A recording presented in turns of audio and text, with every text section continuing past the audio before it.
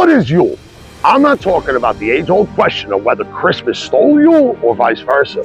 I'm talking about the two best detailed accounts of pre-Christian celebrations ever recorded in history. Snorri Sturluson's vivid description in Hakon the Good and Ibn Fadlan's awestruck witnessing of a ritualistic feast in the far north. These stories take us into roaring halls filled with flickering firelight, the sacred crackle of the Yule log, and the hauntingly powerful symbolism of the Julbukk, the Yule Goat. They reveal a world where feasting and fire intertwine with sacrifice and devotion, where toasts are raised to the gods under skies blanketing an endless night, Skål, and where hope for the sun's return burns as brightly as the sacred flames. And hey, if you want to know my stance on whether Christmas stole Yule, you'll have to wait until the end of the video to find out. This is the Yule celebration, and this is How the Heathen.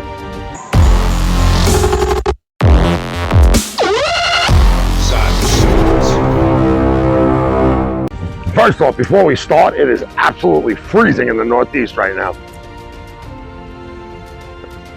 Picture a roaring fire in a Viking hall, its flames casting flickering shadows on the faces of gathered clans. At the heart of the celebration stood two powerful symbols, the Yule Goat, the Julbukk, and the Yule log, both tied to the cycle of life, death, and renewal. The goat associated with Thor, mighty steeds Tannis Grisnir and Tannis Nordstir symbolize fertility, abundance, and protection.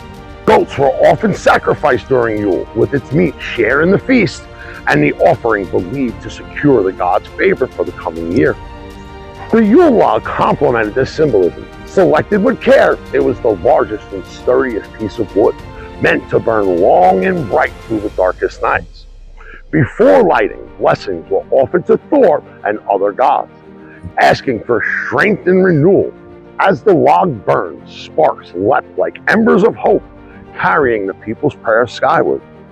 The fire, sacred and enduring, became a living reminder of the returning sun and the protection of divine forces. Together, the goat and the fire symbolize life's persistence in the face of winter's grip, anchoring the Yule celebration in both ritual and community. The blot, or sacrificial offering, often centered around the hearth's fire. The blood of sacrificed animals, including goats, was collected and sprinkled on altars, statues of the gods, and participants. The fire burning in the hall wasn't just for warmth, it was deeply spiritual, purifying the space and protecting it from malevolent spirits. The flames mirrored the blood sanctity, transforming the sacrifice into a direct connection with the divine. The fire also had a practical and symbolic purpose during these long nights. In tandem with the Yule log, it embodied the unbroken cycle of life and death. As the log slowly smoldered, its ash was collected to scatter over fields, ensuring fertile crops in the spring. The rituals surrounding fire during Yule weren't just about survival. They were about thriving, even in the depths of winter. Both Snorri's Heimskringla and Ibn Fadlan's accounts highlight the connection between offering, fire, and the people's unwavering hope for renewal. The fire in the hall was the heart of Yule's communal spirit. Around it, long tables were laden with roasted meat, often goats or other sacrificed animals, steaming bread, and mugs of frothy ale. The Yule Goat, having been honored in life, became the literal and spiritual centerpiece of the feast. Its sacrifice wasn't just for sustenance, but for binding the gods, the ancestors, and the living community in a shared act of gratitude. The firelight added warmth to the gathering, both physical and emotional. It symbolized the protection of Thor and life-giving light of the returning sun. Storytelling flourished in its glow, and laughter filled the halls as tales of gods, heroes, and past deeds connected generations. Ibn Fadlan's observations of feasting rituals reflect this vibrant sense of community, where fire, food, and fellowship intertwined to create a celebration of survival and hope. The sacred fire was not only a backdrop to the feast, but an active participant in the ritual toast. Mugs of ale brewed specially for Yule were raised to Odin for wisdom, Frey for fertility, and the ancestors for guidance. Each toast was made by the fire, the flames acting as witnesses to the people's devotion. The Yule log's enduring burn mirrored the continuity of these blessings, bridging the gap between gods and mortals. Ale and fire together created a cycle of renewal and offering.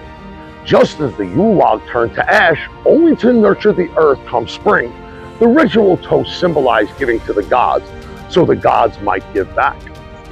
Fadlan noted how the Norse intertwined drinking and devotion, blending the sacred and the celebratory in a way that made both inseparable from each other.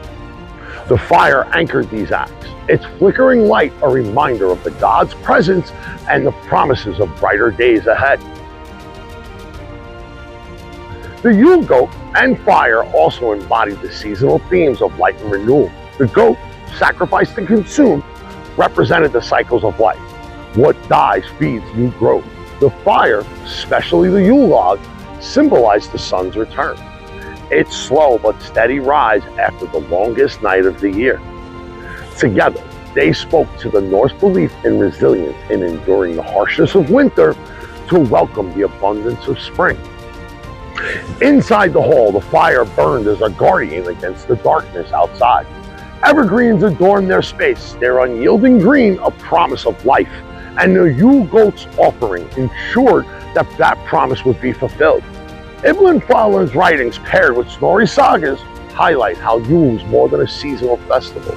It was a sacred time to honor life cycles, strengthen bonds, and light the way into the future. How do you honor Yule in your own way? As for the great stolen debate, well, here's my take. Both Yule and Christmas have merged over time, blending traditions so deeply ingrained that they've become almost indistinguishable from one another. And let's be honest, the whole 12 days of Yule is a mostly modern creation with not a lot of solid historical basis. In reality, Yule likely lasted as long as the Yule log burned and as long as the food and drink held out. And while knowing the Norse, that could have taken about 12 days. Thank you for joining me on this deep dive into the essence and the heart of the Yule celebration. If you enjoyed this video, make sure to like, comment, and subscribe to keep this journey going. Share your thoughts in the comments. Be sure to stick around on the channel because my next couple of videos will showcase how to celebrate Yule as a modern heathen, giving you practical ways to connect with the gods, ancestors, and the land that's here this season. And before you go, check out this other video where I dive into the Julbukk and share how its wisdom can help us improve our modern lives today.